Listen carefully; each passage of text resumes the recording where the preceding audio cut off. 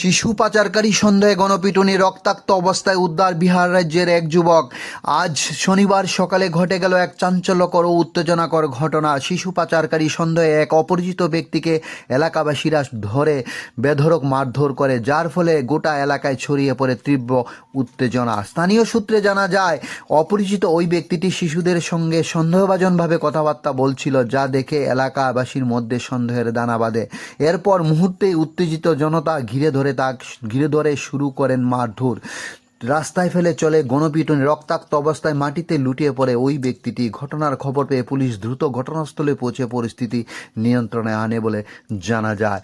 আহত ব্যক্তিটিকে উদ্ধার করে মহকুমা হাসপাতালে ভর্তি করা হয়। পুলিশ জানিয়েছেন, উক্ত ব্যক্তির বাড়ি বিহার রাজ্যে, তবে তিনি কেন এই এলাকাতে এসেছেন তা নিয়ে চলছে জোর জিজ্ঞাসাবাদ। এই ঘটনার পর এলাকায় চরম উত্তেজনা বিরাজ করছে। পুলিশ প্রশাসনের পক্ষ থেকে ঘটনার পূর্ণাঙ্গ তদন্ত শুরু করেছে বলে জানা যায়। তবে এই ঘটনায় আবারও চোখে আঙ্গুল দিয়ে দেখিয়ে দিল, সচেতনতা যেমন জরুরি, তেমনি আইন নিজের হাতে তুলে নেওয়া বিপজ্জনক ও বেআইনি। ঘটনাটি তেলিয়ামুড়া থানাধীন ইচারবিল সুলগরিয়া এলাকায় বলে জানা যায়। খোয়াই টাইমস বাংলা, তেলিয়ামুড়া প্রতিনিধির প্রতিবেদন।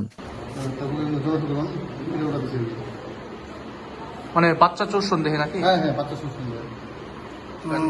কি আপনার প্রাথমিক তদন্ত কি বলতেছে? যদি আজ মোটামুটি এত বেশি কিছু এফেক্ট হয়েছে না, মোটামুটি মাথাটা দেখা হয়েছে, এক্সরে হয়েছে, মানে রিপোর্ট যায়। আদৌ কি বাচ্চা চুন তো কি করবো, আমরা তো যেটা বলা সেটা থেকে কি হবে, মানে পরে তদন্ত করে বোঝা যাবে কি হবে। হিসাবে কোন জায়গা থেকে? এটা হিসাবে বাচ্চা সময় একটু আগে। নামটা পাওয়া গেছে না? নাম তো বিরূপ নাকি বললো, পুরো নাম জানি না মনে হয়। ত্রিপুরা মনে হইতেছে না? না, বাইরের লোক কি